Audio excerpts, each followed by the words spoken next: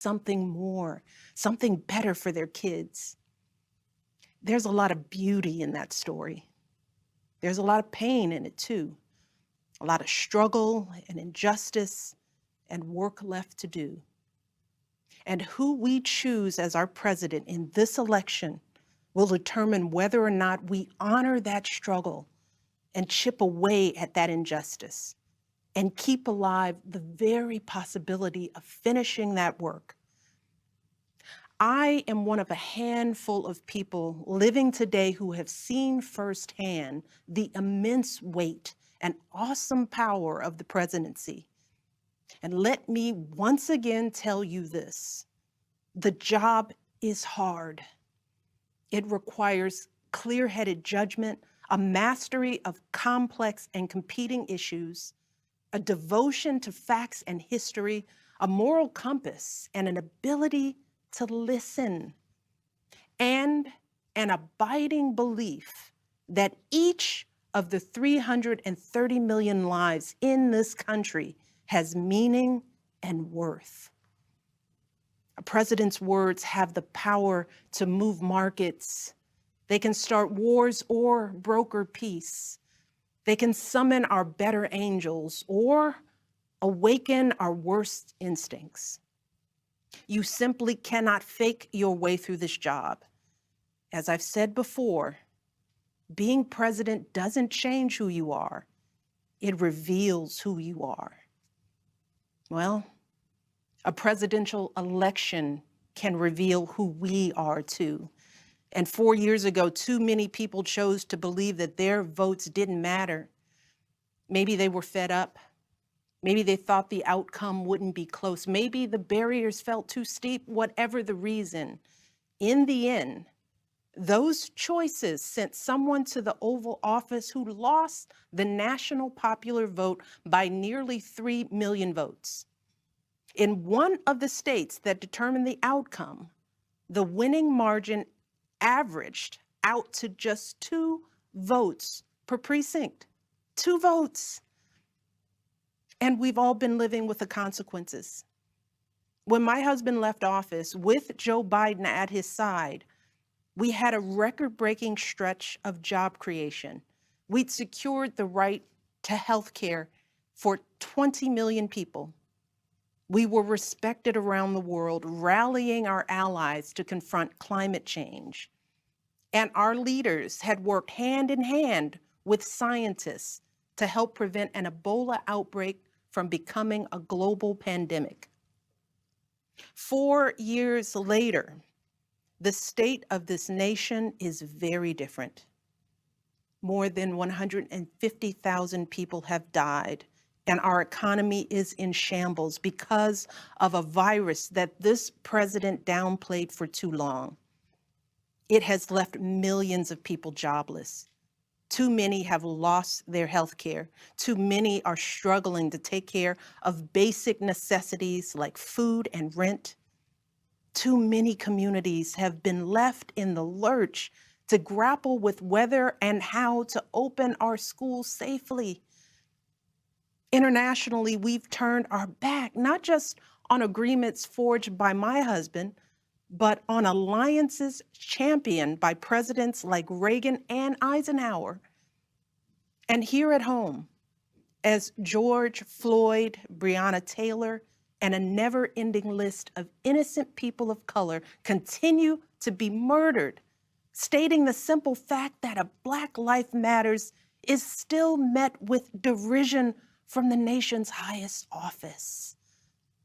Because whenever we look to this White House for some leadership or consolation or any semblance of steadiness, what we get instead is chaos, division, and a total and utter lack of empathy. Empathy, that's something I've been thinking a lot about lately. The ability to walk in someone else's shoes. The recognition that someone else's experience has value too. Most of us practice this without a second thought. If we see someone suffering or struggling, we don't stand in judgment, we reach out. because there, but for the grace of God, go I. It is not a hard concept to grasp. It's what we teach our children.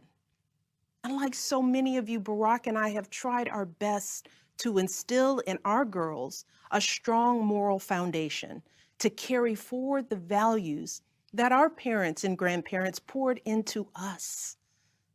But right now, kids in this country are seeing what happens when we stop requiring empathy of one another. They're looking around wondering if we've been lying to them this whole time about who we are and what we truly value. They see people shouting in grocery stores, unwilling to wear a mask to keep us all safe. They see people calling the police on folks minding their own business just because of the color of their skin. They see an entitlement that says only certain people belong here, that greed is good and winning is everything, because as long as you come out on top, it doesn't matter what happens to everyone else. And they see what happens when that lack of empathy is ginned up into outright disdain. They see our leaders labeling fellow citizens enemies of the state while emboldening torch-bearing white supremacists. They watch in horror as children are torn from their families and thrown into cages, and pepper spray and rubber bullets are used on peaceful protesters for a photo op. Sadly, this is the America that is on display for the next generation. A nation that's underperforming not simply on matters of policy, but on matters of character. And that's not just disappointing, it's downright infuriating. Because I know the goodness and the grace that is out there in households and neighborhoods all across this nation. And I know that regardless of our race, age, religion, or politics, when we close out the noise and the fear and truly open our hearts, we know that what's going on in this country is just not right. This is not who we want to be. So what do we do now? What's our strategy? Over the past 4 years, a lot of people have asked me, when others are going so low, does going high still really work? My answer, going high is the only thing that works. Because when we go low, when we use those same tactics of degrading and dehumanizing others, we just become part of the ugly noise that's drowning out everything else. We degrade ourselves. We degrade the very causes for which we fight. But let's be clear. Going high does not mean putting on a smile and saying nice things when confronted by viciousness and cruelty. Going high means taking the harder path. It means scraping and clawing our way to that mountaintop. Going high means standing fierce against hatred while remembering that we are one nation under God. And if we want to survive, we've got to find a way to live together and work together across our differences. And going high means unlocking the shackles of lies and mistrust with the only thing that can truly set us free, the cold, hard truth. So let me be as honest and clear as I possibly can. Donald Trump is the wrong president for our country. He has had more than enough time to prove that he can do the job, but he is clearly in over his head. He cannot meet this moment.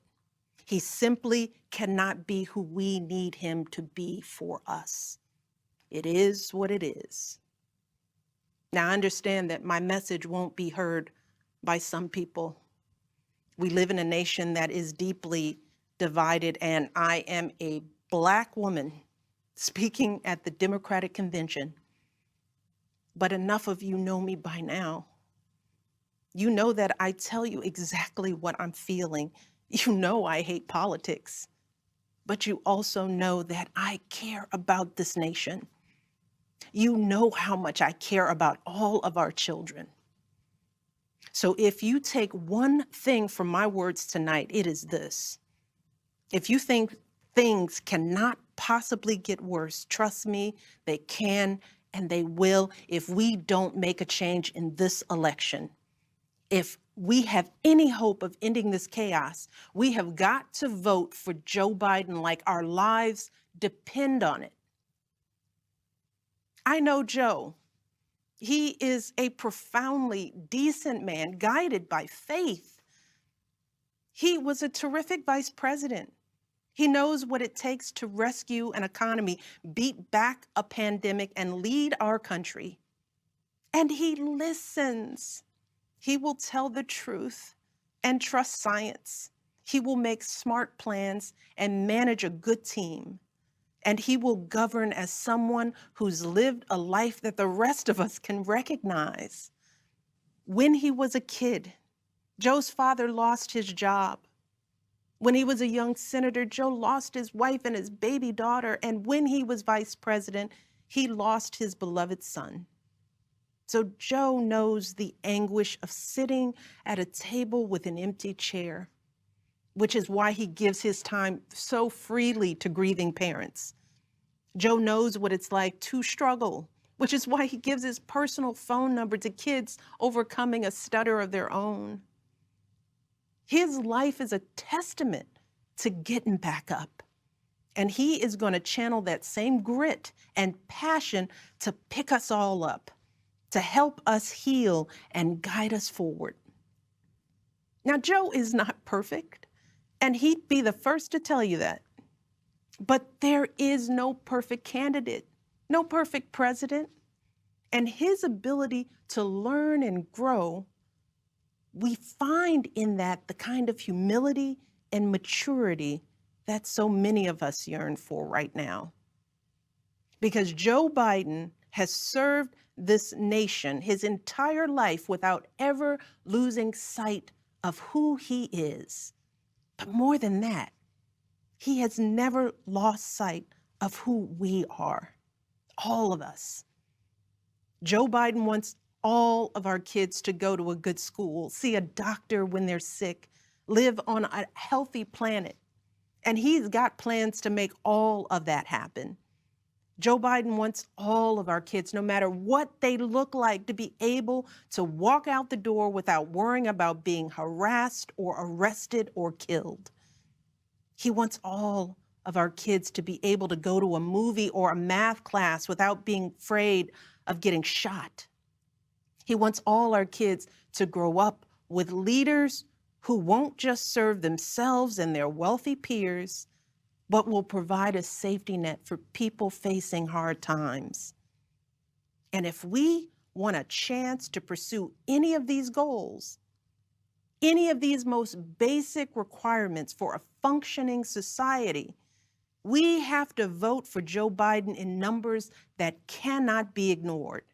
Because right now, folks who know they cannot win fair and square at the ballot box are doing everything they can to stop us from voting. They're closing down polling places in minority neighborhoods. They're purging voter rolls. They're sending people out to intimidate voters, and they're lying about the security of our ballots. These tactics are not new. But this is not the time to withhold our votes in protest or play games with candidates who have no chance of winning. We have got to vote like we did in 2008 and 2012. We've got to show up with the same level of passion and hope for Joe Biden. We've got to vote early, in person if we can. We've got to request our mail-in ballots right now, tonight, and send them back immediately. And follow up to make sure they're received. And then make sure our friends and families do the same. We have got to grab our comfortable shoes, put on our masks, pack a brown bag dinner, and maybe breakfast too, because we've got to be willing to stand in line all night if we have to. Look, we have already sacrificed so much this year. So many of you are already going that extra mile. Even when you're exhausted, you're mustering up unimaginable courage to put on those scrubs and give our loved ones a fighting chance. Even when you're anxious, you're delivering those packages, stocking those shelves, and doing all that essential work so that all of us can keep moving forward. Even when it all feels so overwhelming, working parents are somehow piecing it all together without childcare. Teachers are getting creative so that our kids can still learn and grow. Our young people are desperately fighting to pursue their dreams. And when the horrors of systemic racism shook our country and our consciences, millions of Americans of every age, every background rose up to march for each other, crying out for justice and progress. This is who we still are. Compassionate, resilient, decent people whose fortunes are bound up with one another. And it is well past time for our leaders to once again reflect our truth. So it is up to us to add our voices and our votes to the chorus of history, echoing heroes like John Lewis, who said, "When you see something that is not right, you must say something. You must do something." That is the truest form of empathy. Not just feeling, but doing.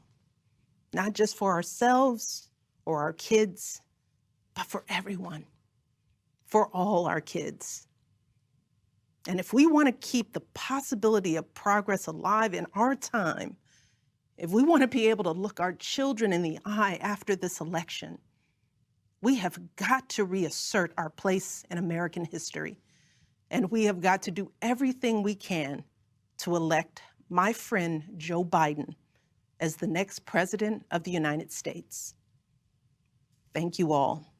God bless.